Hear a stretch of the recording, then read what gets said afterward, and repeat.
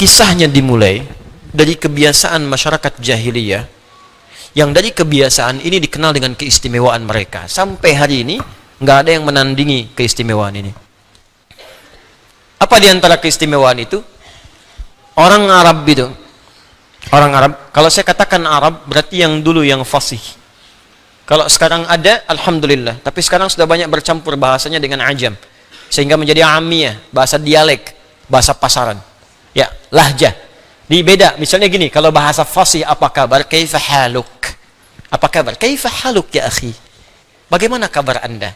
Datang Anda kemudian ke Mesir, zayyak hal. Datang ke Syria, ishnunak. Datang ke Libya, sinjo. Tuh, sinjo. Sin soal pertanyaan, jo. Apa kabar? Itu sudah bahasa daerah. Ya. Hal, kaifa haluk, fasihnya. Nah, orang Arab ini, teman-teman sekalian, punya keistimewaan. Satu, bahasa Arab bahasa yang paling lengkap dari segi pengucapan huruf. Saya belajar bahasa-bahasa yang lain, dari penyebutan macam-macam. Ya, misalnya yang bahasa Inggris kita tahu bersama lah, alfabetnya, grammarnya, macam-macamnya. Ya, bahasa Jepang juga sama, akasatana, hamaya, rawaen, aiwo, eo, kakiku, keko, aiwo, dan seterusnya. Ya, Mandarin, bahasa Prancis, bahasa macam-macam. Tapi nggak ada yang sempurna selain bahasa Arab dari segi pengucapan dari hurufnya. Dia huruf bahasa Arab itu meliputi semua tempat keluar huruf.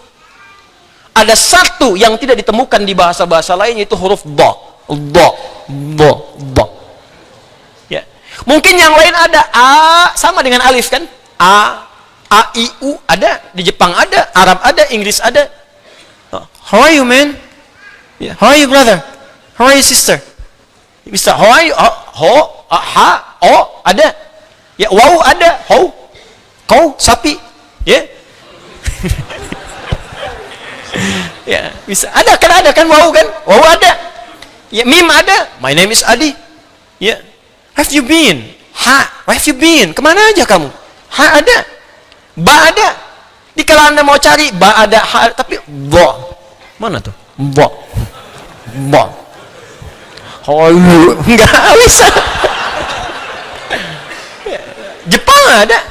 Ya, ta ada, ra ada, ba ada, TV bahasa Jepangnya terebi. Ya, watashi wa Indonesia no Adi des. Saya Adi dari Indonesia. Wau ada, ta ada, shin ada, watashi wa. Wow ada, sin besar ada semua. Tapi bo nggak ada. Allah.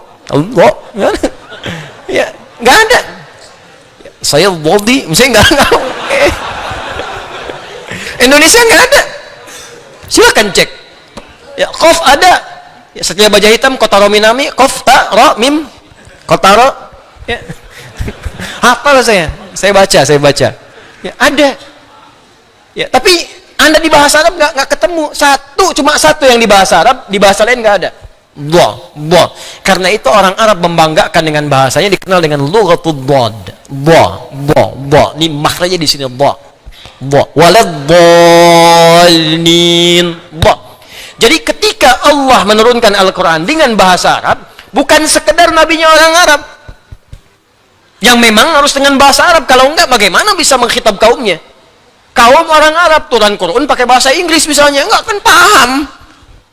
Pasti dengan bahasa Arab. Tapi apa hikmah di balik itu? Di Quran surah Yusuf disebutkan la'allakum taqilun, supaya kita berpikir, oh ada yang sempurna di bahasa ini. Satu. Yang kedua, bahasa Arab itu punya keistimewaan dan sangat unik. Dia bisa bertahan melewati perkembangan zaman dan tidak pernah mengalami perubahan. Bahasa yang lain ada penyempurnaan, ejaan yang disempurnakan.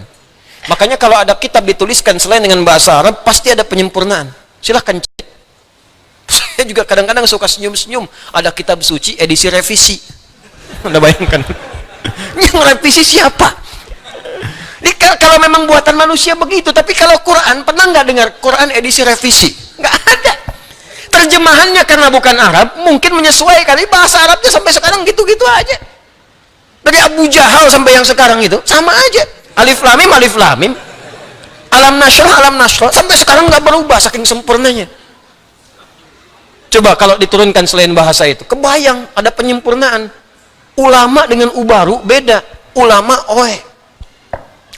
ubaru lambangnya sudah beda. Dulu Y, DJ. Sekarang J sendiri, D sendiri. Udah pisah, talak 3. Masing-masing punya kehidupan sendiri. Bayangkan. Ya, mesti ada penyempurnaan. Tapi karena Quran firman Allah dipilih oleh Allah mana yang bisa hadir di setiap masa. Mana yang bisa melewati zaman tanpa perubahan. Nggak bisa diamandemen, nggak bisa dirubah. Bahasa Arab. Bahasa Arab. Yang ketiga bahasa Arab itu kayak makna. Anda hafal satu kosakata, itu di standar hafal 12. Jadi kalau Anda belajar bahasa Arab, hafal satu kata, sebetulnya Anda sudah menguasai 12 kata. Duduk apa bahasa Arabnya? Jalasa, duduk, orang duduk. Jalisun, tempat duduk. Majelis, silahkan duduk. Ijlis. Tuh. Nggak jauh-jauh dari situ. Anda tahu jalasa, banyak. Ya. Tapi kalau bahasa Inggris cuma satu. Sama dengan jalasa, jealous, cemburu. Yang lainnya nggak ada lagi. Jalasa yajlisu jalasan, gitu kan? Jalasa yajlisu julusan. Qa'ada, maq'ad, qu'ud, sajadah, sujud, tempat sujud, masjid, orang sujud, sajid, sujudlah, usjud. Tahu satu kata, Qurannya gampang. Karena di Quran ada, usjudulillah, ada. Masjid jamaknya masajid, ada. Gampang. Jadi ketika Anda menguasai satu, Anda bisa berkomunikasi dengan orang banyak menggunakan otak atik, ya, atau tasrif, atau derivasi dari kata-kata ini. Lebih gampang. Ketiga, ya, bahasa Arab itu bahasa yang paling mudah untuk merangkum peristiwa dalam bentuk nazam, urutan-urutan yang bisa senang untuk dinikmati. Makanya orang Arab dulu kalau ingin mengabadikan peristiwa tertentu, mereka nggak nulis karena nggak bisa nulis. Umumnya mereka membuat syair, pakai nazam. Rumusnya ada 16, disebut dengan bahar namanya. Anda kalau pengen tahu di zaman jahiliyah 150 tahun sebelum lahir Nabi terjadi apa, lihat syair orang Arab. Oke, Nabi sering mengatakan, dan Umar yang menangkap kalimat ini. Belajar bahasa orang Arab itu supaya engkau tahu kondisi mereka pada masa lalu. Saya itu ngejar bahasa Arab, masuk jurusan spesialis bahasa Arab, saking cintanya Al-Quran, pengen tahu bahasa Quran. Dan ternyata setelah dipelajari itu luar biasa, Pak. Dan Quran itu berbeda, strukturnya macam-macam, beda lain. Di misal Imre el-Qais itu disebut pujangga, pangeran penyair Arab, Amirus Syu'ara. Lahirnya, hidupnya 150 tahun sebelum lahirnya Nabi. Itu abadi, kalimatnya sampai karena dia menceritakan setiap yang dilihat. Hobinya dia menyampaikan puisi dengan baharnya tawil namanya. Rumusnya tawilun lahudunal bukhuri fadailu fa'ulun mafa'ilun fa'ulun mafa'ilu. Kifa nabki min dzikra habibin wa manzili bisaqtuli wa bainad dakhuli fahaumali. Imre el-Qais pernah lewat di sebuah lembah, ternyata melihat seorang pemuda karena dia sedang diputus oleh kekasihnya, bengong di pinggir danau. Kifanab kimin dzikra habibin wa manzili. Kamu ngapain sampai bengong bikinin orang, bikinin kekasih, bikinin rumah di sini? Tenang aja, semua berlalu tapi masa depan masih bisa kita gapai. Ya, kifanab kimin dzikra habibin wa manzili bisaqtuli wa baina dakhuli fahaumali. Dia sedang homesick ya sekarang. Sedang ingat rumahnya di Haumal. Itu sampai disebutkan desanya namanya Haumal, kejadiannya di sini sedang bengong pada saat itu. Kejadian 150 tahun sebelum datangnya Nabi. Ada semua. Anda ingin tahu apa yang terjadi saat Nabi pulang dari perang Tabuk? Apa yang terjadi? Disambut di Madinah dengan kalimat syairnya yang dibuka. Tala'al badru alaina min thaniyatil wada'i majaba syukru alaina wadalillahi da'i. Itu kan syair asalnya. Qasidah itu bukan rebana, beda. Qasidah itu syair yang berjumlah 7 bait disebut qasidah. Ya, jadi qasidah itu bukan pakai rebanya. Dang ding dong, dang ding dong, bukan. Ya. Itu penambah aja irama itu instrumennya itu. Asalnya itu syairnya. Dulu nggak ada pakai alat, cuman belakangan aja pakai alat, dufuf namanya. Ya, rebana itu dufuf. Qasidahnya itu bukan rebananya. Ya, jadi qasidah itu syair-syair yang sudah berjumlah 7 disebut qasidah. Kalau qasidah dikumpulkan 3 qasidah disebut diwan namanya. Diwan itu kumpulan-kumpulan qasidah, qasidah kumpulan-kumpulan syair yang berjumlah 7 bait. Gitu. Semua orang yang dilihat bisa bikin puisi seketika. Al-Asma'i itu lihat burung lompat-lompat, burung kecil. Ya, di atas bunga itu. Ya, bunga yang sedang mekar, di bawahnya ada sungai. Itu langsung bisa bikin puisi. Pakai rojas, mustafilun. Saya sering bacakan di sini.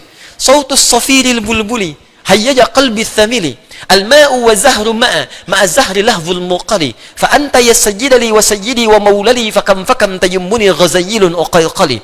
Qataftuhu min wajdatin min fi'li hadzal rajuli. Faqala la la la faqad ghada muharwili. Wa wal walad wali wali ya wailali faqultu la tuwalwili. Fabayyinu lu'ali qalat lahu hina kadza in radidul muqali. Kahatan kakailali tabtabuli.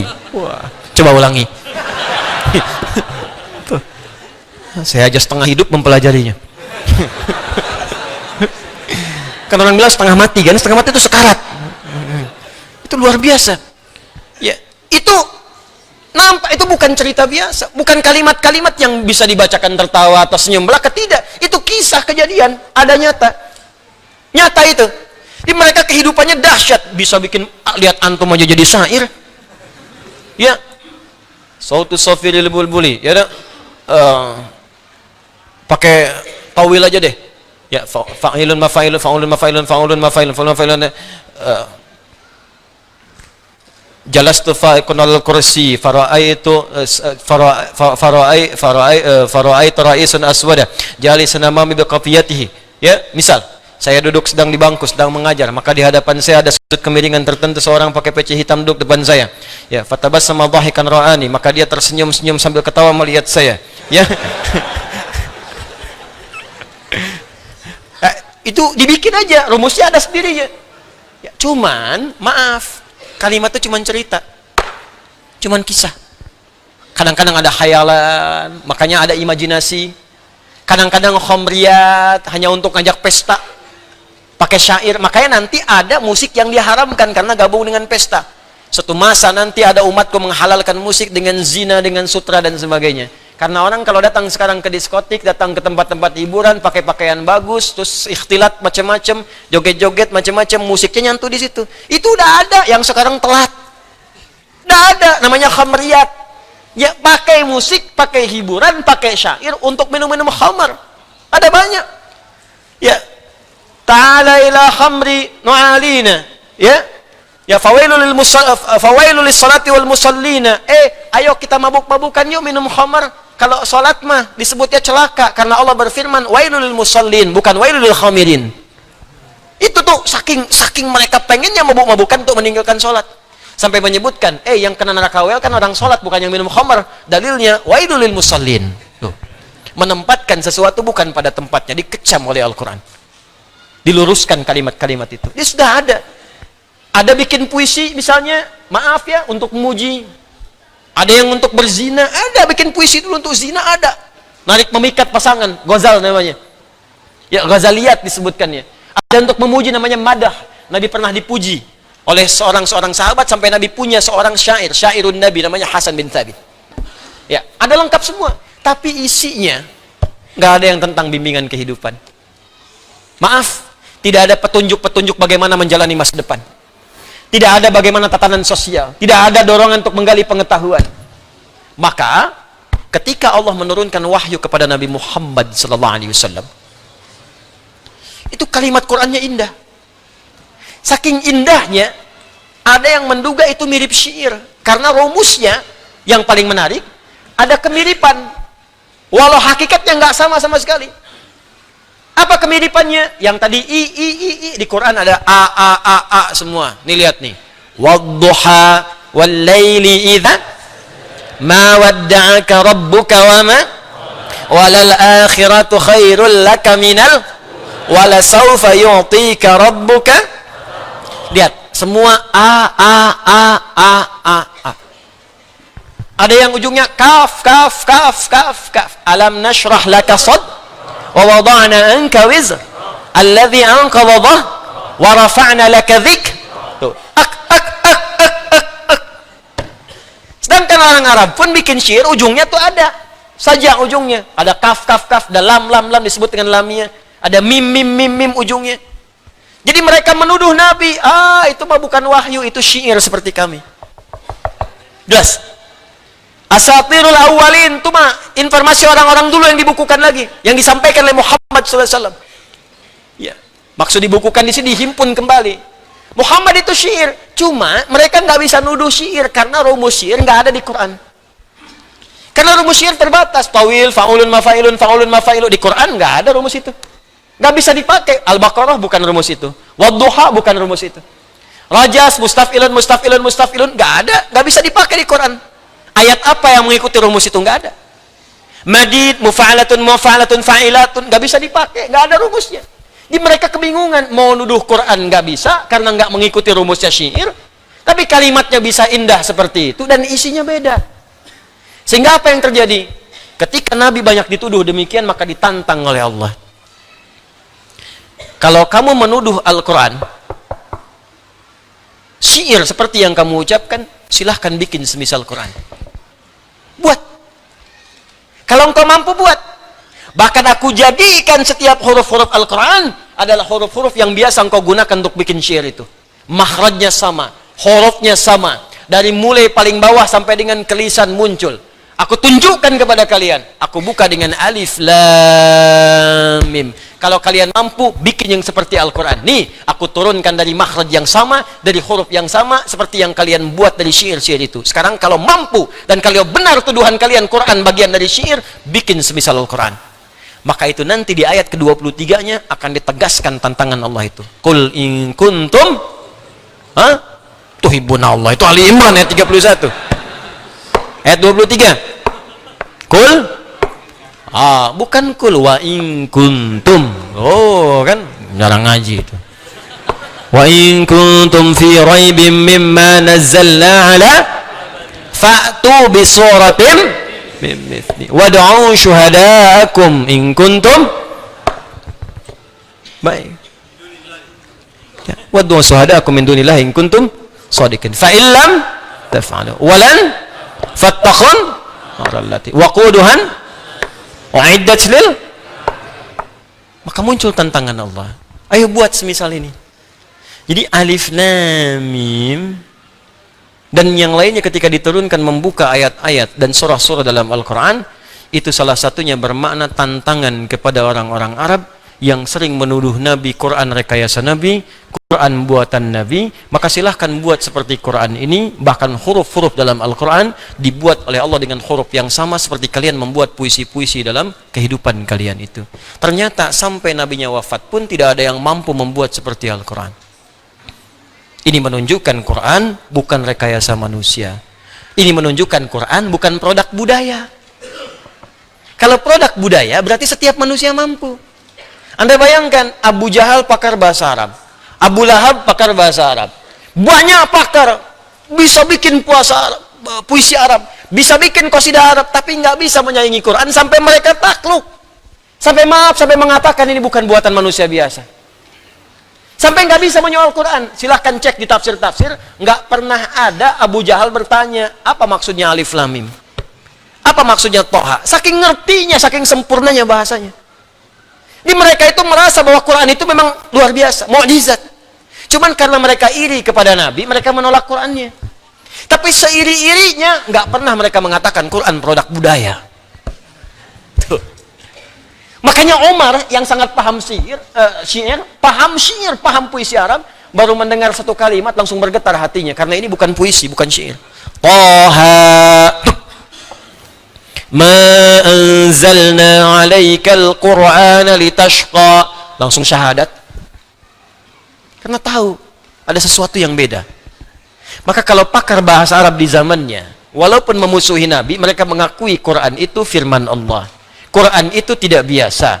Dan mereka mengakui nggak mampu membuat seperti Quran. Datang orang sekarang yang nggak bisa bahasa Arab. Bicara aja nggak fasih. Ngerti juga enggak. Tiba-tiba mengatakan Quran produk budaya. Berarti ada yang salah, ada yang konslet dalam pemikirannya. Kalau Abu Jahal hidup lagi, bingung sama orang ini. Tumben aku aja nggak ngatain itu, katanya. Hati-hati. Karena setan dulu nggak kuliah, setan sekarang kuliah. Lebih komplit setan sekarang itu. Setan dulu cuman diusir pakai ayat kursi, bacain ayatnya, lari setannya. Setan sekarang mesti dilempar dengan kursinya sekalian.